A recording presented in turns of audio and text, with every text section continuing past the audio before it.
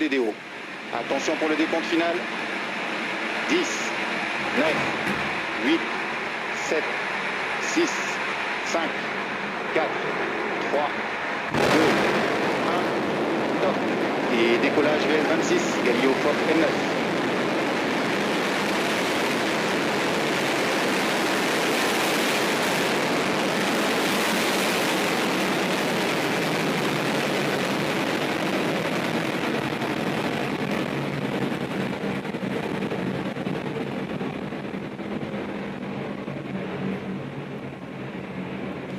Les paramètres à bord sont normaux.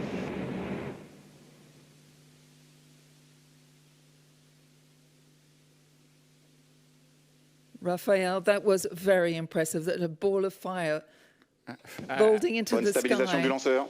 I cannot get tired of it. I bet. Like, really, it's always very impressive. And this is like, you know, passing through the clouds. What sort of speed is it going at now? It is night. You cannot, you can hardly imagine that it's night right now because it's so bright. It's so bright. The light.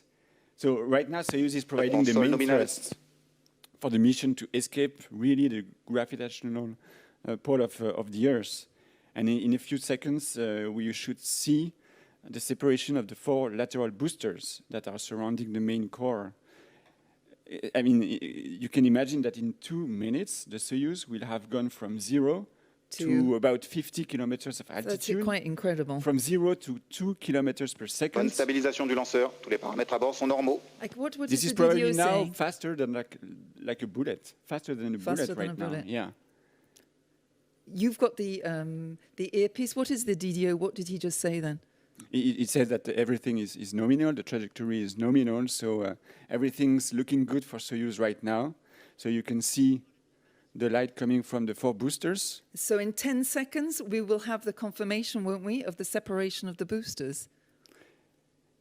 And during this, yeah, oh wow, you can see it. We can see it, it's wow, incredible. That's really incredible. What a sight, Raphael. Because usually you can see it in daylight, but at night, it's very rare. It's quite incredible. Yeah.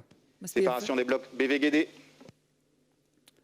So we should be in some seconds as well. No, so it's confirmed. It's separated. You saw it, and you can tell that Soyuz is now waiting only, I'm saying only, 100 tons.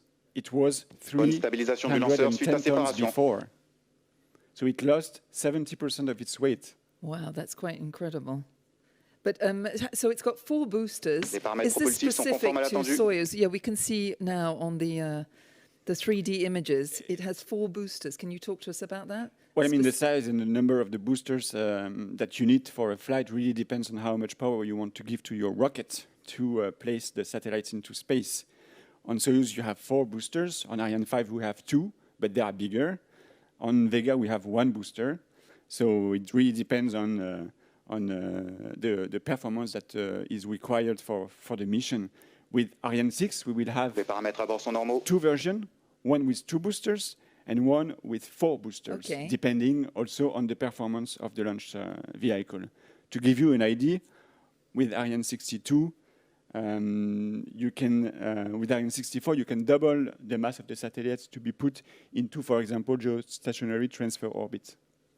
So if we look up the images which are coming up now, the 3D images, the wonderful image of the launch vehicle, what can we see? You can see the altitude, distance, speed. So right now it's 117 kilometers of altitude. And sorry to interrupt, in 3 seconds we will also be having the separation of the fairing. There we go. Attitude du lanceur, conforme à l'attendu. That's just been confirmed, has it not? It is confirmed. Séparation des 2 demi-coiffes. So now it's confirmed, and it's a very good news because the mission can continue. You can imagine that it's an important step. Otherwise, we could not release the satellites into space. So it means that we are above the atmosphere. Les paramètres à bord sont normaux. And that the satellites don't need the protection of the fairing anymore. It was protecting them from the friction of the air. So if I've understood rightly, we are now waiting for the separation of the second stage. Is that right? Yes, it's right. And this is a peculiar separation because the third stage is going to ignite 2 seconds before, and this is actually the ignition of the third stage that will push the second stage and separate it from the rest of the launch vehicle. And it should come any second seconds now. There we go. So waiting for the confirmation of the DDO. Because I remind that this is 3D simulations here. Allumage bloc I, extinction bloc A et séparation. So it's confirmed. That's so brilliant. The That's mission really can brilliant continue. news. Another important step. So the second Achieved. stage, or the main core, has now been Largage de la separated. section The arrière. third stage remains the one that powers the launch. What is the role of each of these stages for the launcher? Well, having several stages increases the mass of the satellites to be put into Bonne orbit. stabilisation suite à séparation. The principle is rather simple, and we progressively get rid of any mass on the launcher that is useless.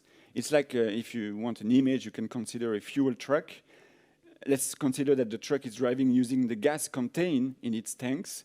When the first tank is empty, it becomes completely useless, so it becomes dead weight, if you will, and we just remove this dead weight to make the rest of the rocket lighter and to gain power to continue the mission.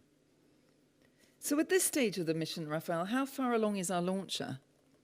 So you can see that it has traveled 780 Fonctionnement normal du lanceur suivant les 3 axes. kilometers in only 6 minutes. That's incredible. So it's now at the speed of 4.5 kilometers per second. I remind that all the parameters are on the screen, so everybody can read it. So it's 3 or 4 times the Les paramètres speed propulsifs sont conformes à l'attendu. of a bullet right now. So we're getting closer to the naval station. What are the specificities? I can't say that word. The specifics of this station. Well, unlike ground telemetry stations, the naval station is located right in the middle of the Atlantic Ocean. In this case, this is a ship that is equipped with an antenna that we position on the ocean a couple days before the launch. So this is a mobile station on water, literally. Yeah, and it raises some logistic issues because we need to position the ship in advance. The ship really needs... Acquisition de la télémesure par la station navale. Okay, very good news. The ship needs, I said that it's We've just acquired a technological issue because the ship needs to be stable and well-oriented in order to receive the signal from the launcher with sufficient accuracy. Paramètres propulsifs du bloc I, Can you correct. confirm, Raphael? He has confirmed the acquisition Yeah. of the naval station. That's brilliant The news. acquisition is confirmed. So we've already talked about this station for the previous Vega flight, VB20. That flight also had a rather unusual trajectory. Can you perhaps also tell us what direction the launch is going in, our launch is going in tonight? Well, I mean, this is the targeted orbit that really drives the trajectory of the launcher, and it drives what we call the ground track. It is, in a way, the shadow of the launcher on the Earth's surface. And right now, the inclination of the targeted orbit for Galileo is 57 degrees with respect to the equator. And we have the obligations to continuously monitor the position of the launcher up to a certain altitude. And Les paramètres à bord sont normaux. sometimes, like today, it happens that we cannot follow the launcher from a fixed ground station because the launcher passes over the Atlantic Ocean, and it will continue over Normandy and England. This is why we need such a naval station. It's going over my home country. That's brilliant. You're English, right? So yeah, if you hadn't guessed already. So anyway, so we're going in a eastern direction. Is that right then? Yeah, exactly. But you know, we use a different network of telemetry C'est quand elle se stations déroule tel que planifié. depending on the trajectory. For example, for a mission going towards the east, that's the case for geostationary transfer orbit missions, we use a different network of telemetry stations. Paramètres propulsifs du bloc I conformes à l'attendu. And when we target the sun-synchronous orbit, we are launching towards the north, and we are using another set of telemetry stations. And the DDO just said that everything is nominal right now. So can you just tell us at 9:23, 9 minutes 23 seconds, he will be announcing what? Well, The the separation of the third stage, which is another very important step here. It's now. That's right. We can see it on the 3D images. Yes, it's and we quite are incredible. waiting. Yes, we are waiting for the confirmation, of course, And there from we the have DDO. it. I think the most wonderful image I've ever seen of this type of golden mushroom. Yeah, What is this that? this is the frégate upper Extinction du stage. bloc I et séparation. So it's confirmed. The third stage has been Brilliant. separated. And right now, it is the frégate upper stage that is going to continue the mission. It is that upper stage that is going to place the Galileo satellites into their orbit, separated orbit. And from there, the Galileo satellites will place themselves on their operational orbit. So can you just tell, what is it exactly in a couple of words before we get the announcement from the DDO about the ignition of the first frigate? Yeah, so the ignition of the first frigate is really to place this upper stage, so it's happening right now, we will need the confirmation from the DDO, to place this upper stage on an elliptical intermediate orbit, and it's going to ignite for 12 or 13 minutes, which is quite long because 12 or it 13 requires minutes, that's some quite energy to incredible. place the upper stage on this orbit. So we're still waiting for confirmation. Exactly. And then we will have a long ballistic phase of about 3 hours and 20 minutes. Confirmation du premier allumage de l'étage frégate. That's confirmed. So Brilliant. another, Everything is probably going to plan. one of the most important Synchronized steps for the sequence. missions, yes. So I was saying that we will have 13 minutes of ignition of this upper stage. Then we will turn the engines off. And the Soyuz, the frégate, will follow the path, engines off, for a long ballistic phase. It will be like coasting in space for 3 hours and 20 minutes before it reignites. And this time, it will change also the trajectory from an elliptic one to a circular one. A circular, okay. Yes, That's which is interesting. going to be the final orbit where the satellites are going to be separated into space. It's moving at an incredible speed. What can you tell us about this? Yeah, so right now it's... You yeah, can see there is the naval station Yeah, coming exactly. into view on our... Yeah, exactly. And I think that So we will go from... Acquisition de la télémesure par la station de Santa Maria des Açores. so that's So what I was what is about to happening? say. Tell It us, Raphael. Yeah, it means that the next telemetry stations just took over the signal. And Santa Maria is... Where is Santa Maria? You see that it is an island, part of the Azores archipelagos. It is located west of the Portugal. It's in the Atlantic Ocean. And like I said, it is now taking back the signal from the launcher. So can you remind us again how it's a rather long mission and how long it will last? It will last 3 hours and 50 minutes in total. So yes, this is an unusual, particularly long mission here.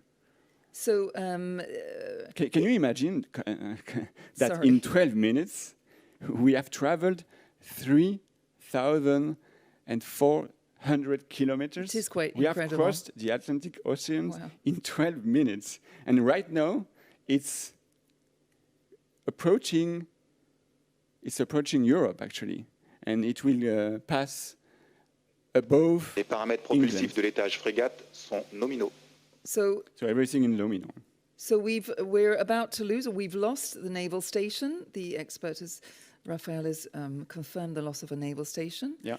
So why are we losing the signal? For how long? And So when this is completely normal. We lose the signal when, from the telemetry station point of view, the launcher disappears behind the horizon.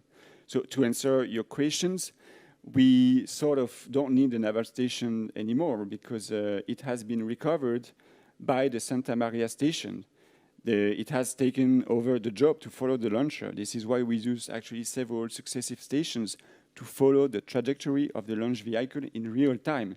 And you know, this is like a chain of acquisition and losses along the course with sometimes short visibility holes when a station loses the signal before the next one recovers it. Well, thank you, Raphael. In a couple of minutes, the two satellites will be orbited into space to join the Galileo constellation, 23,000 kilometers above our heads, which is quite incredible to think of that. Tous les paramètres à bord sont normaux. They have, however, already traveled a long way to get here. And we have some footage we'd like to share, which dates from the start of the Galileo satellites and launcher campaign. And it will be coming up on our screen shortly. And Raphael, as usual, I'd like you to comment on them. Of course, if the image come,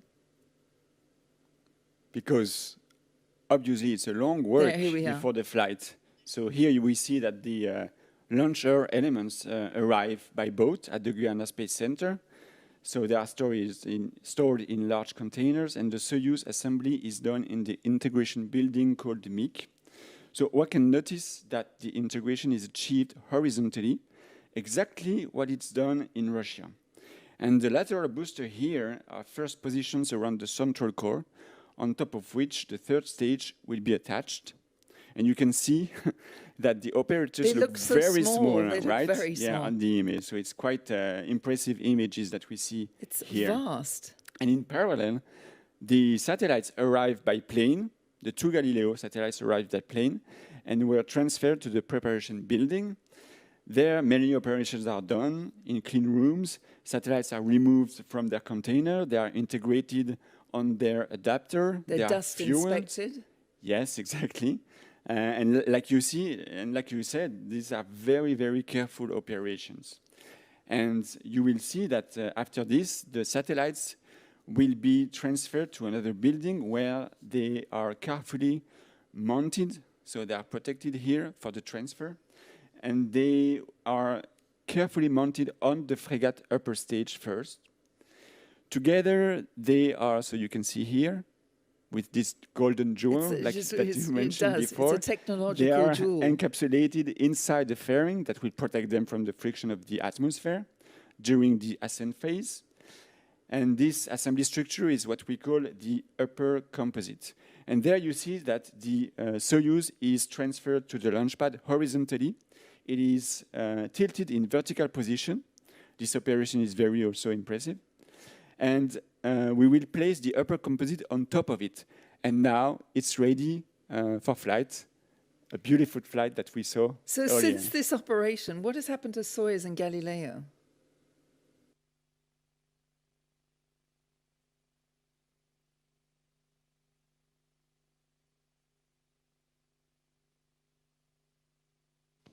Confirmation de la séparation des 2 Galileo FOC 23 et 24 et attente de la confirmation par les équipes Galileo.